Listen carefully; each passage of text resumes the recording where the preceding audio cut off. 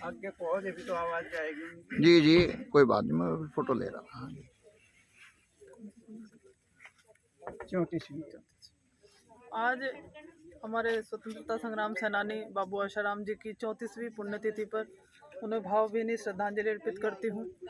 और मैं इस अवसर पर सरकार से ये मांग करती हूँ कि बाबू आसाराम जी की स्मृति में उनके कार्यों को देखते हुए, उनके बलिदान को देखते हुए एक स्मारक बनाया जाना चाहिए, ताकि आने वाली पुश्तें भी और आज की नौजवान पीढ़ी भी याद कर सके उनके कार्यों को और उनसे प्रेरणा ले सके। 34वीं पुण्यतिथि पर मैं अपने श्रद्धा सुमन अर्पित करता हूं। अपने विभाग की ओर से, अपने मंत्री हमारे सौरभ बहुगुणा जी और अपनी सरकार और अपने मुख्यमंत्री की ओर से भी श्रद्धा सुमन अर्पित करता हूं। और हम इस अवसर पर ये प्रेरणा लें कि वास्तव में एक ऐसा समय था कि उस समय के अंदर जब संसाधनों का बहुत अभाव था, लोगों को भगवानपुर तक यहाँ से पैदल, भगवानपुर छुटमलपुर तक पैदल जाना पड़ता था, और तब कभी कहीं रोड पे हम सवारी मिलती थी। ऐसे समय में इतनी मेहनत करने के बाद आज यहाँ पूरा क्षेत्र विकास से जगमगा रहा है। चारों तरफ रास्ते हैं। हम भगवानपुर से आएँ तो भी रोड से कनेक्टिविटी है। इधर हम छुटमलपुर की साइड से अगर आएँ तो वहाँ भी पुल है, और अगर हम खेड़ी की तरफ जाएँ तो वो भी पुल है। तो वास्तव में देश को आज़ादी दिलाने के बाद और यहाँ पर जो हमारी आर्थिक आज़ादी मिली है, ये सब हमारे इन स्वतंत्रता सेनानियों का ही मेहनत का परिणाम है। मैं पुनः अपनी श्रद्धांजलि अर्पित करता हूँ। आज हम अपने महान स्वाधीनता सेनानी आदरणीय आसाराम जी को श्रद्धा सुमन अर्पित करने के लिए यहाँ एकत्र हुए हैं। और मुझे लगता है कि पिछली बार भी जब हम आए थे तो मौसम थोड़ा प्रतिकूल था, लेकिन ठीक टाइम पर वो बारिश रुक गई और वो कार्यक्रम भी संपन्न हुआ।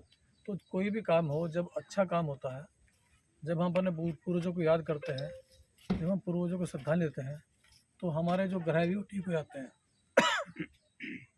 और मैं मान सकता हूँ कि स्वतंत्रता सेनानी आसाराम जी ने इस क्षेत्र में जो काम किया है, यूँ तो बहुत लंबी लिस्ट है। और सहारनपुर और हरिद्वार में 300 फ्रीडम फाइटर थे और एक शहीद जगदीश वत्स जिन्होंने अपने प्राणों की आहुति दी। तो हमारी बार बार मांग यही है, आज भी हम कह रहे हैं कि इन महान स्वतंत्रता सेनानियों जिनकी वजह से देश आज़ाद हुआ है, इनकी जीवनी पाठ्यक्रम में शामिल हो और आने वाली जो पीढ़ी है वो उनके जीवन से प्रेरणा ले और राष्ट्रभक्ति का जज्बा उनके अंदर कायम हो, ये बहुत ज़रूरी है।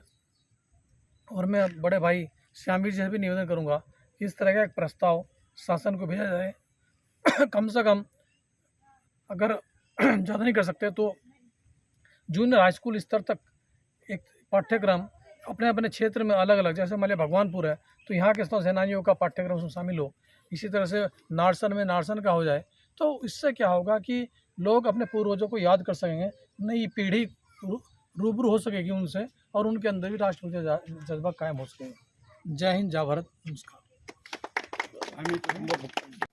आपको श्री गोपाल नारसन का नमस्कार। डिवाइन मिरर हिंदी चैनल में आपका बहुत बहुत स्वागत है। आइए जान लेते हैं आज की कुछ खास चर्चित खबरें। जैसा कि आप देख रहे थे, स्वाधीनता सेनानी बाबू आसाराम सैनी की 34वीं पुण्यतिथि पर ग्राम जलालपुर डाडा में उनकी समाधि पर पुष्पांजलि अर्पित करने के साथ ही उनके आज़ादी आंदोलन के योगदान की चर्चा की गई। वरिष्ठ साहित्यकार सुरेंद्र कुमार सैनी के संचालन में विधायक ममता राकेश, राज्य मंत्री स्तर श्यामवीर सैनी, स्वतंत्रता सेनानी परिवार कल्याण महापरिषद के राष्ट्रीय प्रवक्ता श्री गोपाल नारसन, नवीन शरण, जिला पंचायत सदस्य मंजू सैनी ने उनके आज़ादी के योगदान को याद करते हुए श्रद्धांजलि अर्पित की है। देश के न्यायिक इतिहास में सुप्रीम कोर्ट की जज बीवी नागरत्ना सुप्रीम कोर्ट कॉलोजियम में शामिल हो गई है। नागरत्ना 23 सितंबर 1927 को देश की पहली महिला मुख्य न्यायाधीश होने का गौरव प्राप्त करेंगी। सहारनपुर में एक ऐसा पेड़ है जिसने सन 1757 में देश पर अंग्रेजों का कब्जा होते देखा, सन 1857 की क्रांति देखी और सन 1947 में देश की आज़ादी का प्रत्यक्ष साक्षी बना। 300 वर्षों से अपने सीने में खट्टे मीठे इतिहास को समेटे अब यह पेड़ जर्जर हो गया है और उसे 8 लाठियों का सहारा देकर खड़ा किया हुआ है। उद्यान विभाग साइकस के इस पेड़ की बुजुर्गों की तरह सेवा करता है। राष्ट्रीय जनता दल प्रमुख लालू प्रसाद यादव ने अपने ही पुत्र तेज प्रताप यादव को सोशल मीडिया पर निजी जिंदगी से जुड़े तस्वीरें शेयर करने पर 6 साल के लिए दल से निष्कासित कर दिया है। लालू प्रसाद यादव का आरोप है कि उनके पुत्र ने नैतिक मूल्यों की अवहेलना कर सामाजिक न्याय के उनके संघर्ष को कमजोर किया है। ऋषिकेश बद्रीनाथ हाईवे पर नोएडा से आए यात्रियों की एक कार ड्राइवर को झपकी आ जाने के कारण अनियंत्रित होकर पलट गई, लेकिन शुक्र यह रहा कि सभी यात्री सुरक्षित रहे और उनकी जान बच गई। इलाहाबाद हाईकोर्ट ने परिवार न्यायालयों द्वारा सुप्रीम कोर्ट की गाइडलाइन का पालन न करने पर नाराजगी व्यक्त की है। हाईकोर्ट ने कहा कि गुजारा भत्ता के केसों को लटकाए रखना उचित नहीं है। ऐसे केसों में 70 से 80 बार सुनवाई की तारीख लगाना दुर्भाग्यपूर्ण है। शाहजहाँपुर मेडिकल कॉलेज में फार्मलिन गैस लीक होने से अस्पताल में लोगों को सांस लेने में तकलीफ होने लगी, जिस पर भर्ती मरीजों को तत्काल अस्पताल से बाहर निकाला गया।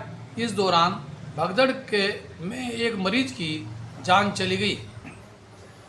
दिल्ली के राम मनोहर लोहिया अस्पताल में भर्ती पूर्व राज्यपाल सत्यपाल मलिक ने सीबीआई व ईडी से आग्रह किया है कि उन पर झूठे लांछन न लगाए जाएं। उन पर सीबीआई ने जल विद्युत परियोजना में कथित भ्रष्टाचार पर आरोप पत्र भी दाखिल किया है। देहरादून में एक प्राइवेट स्कूल पर अभिभावकों से मनमानी फीस वसूलने पर जिला प्रशासन ने 5 लाख रुपए का जुर्माना ठोका है। डीएम समीर बंसल की जांच में एक स्कूल तो बिना मान्यता के चलता पाया गया।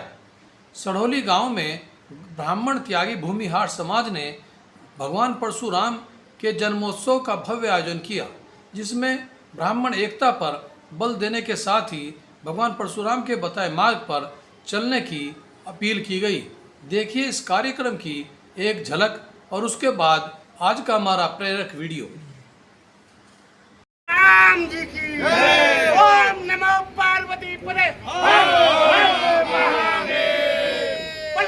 मैया की जय। अपने अपने गुरु महाराज की जय। सत्य सनातन धर्म की जय। भगवान परशुराम जी की जय।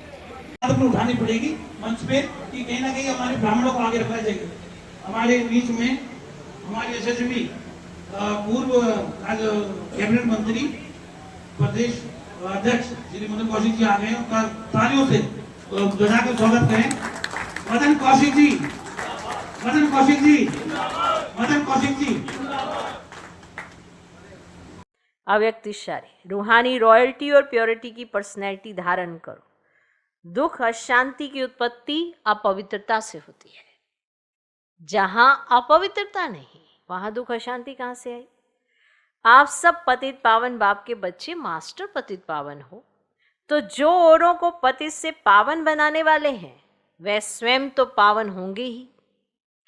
ऐसी पावन पवित्र आत्माओं के पास सुख और शांति स्वतः ही है। सबसे बड़े ते बड़ी महानता है ही पावन बनना। आज भी इसी महानता के आगे सभी सर झुकाते हैं।